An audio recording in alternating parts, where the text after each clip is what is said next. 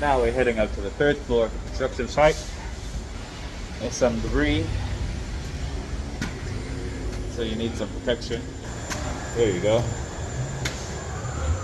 You can see we have our safety barrier as the stairs are somewhat complete and they're in use.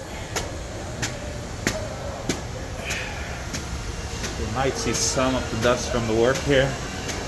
It's a little hard to see. This is the second floor construction.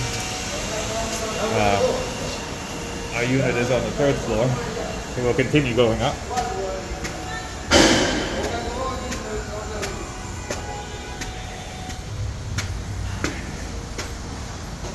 And here we go.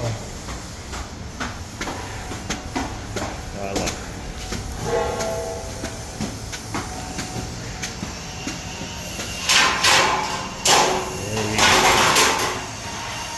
High buildings under construction. Noise, construction, everything's going on.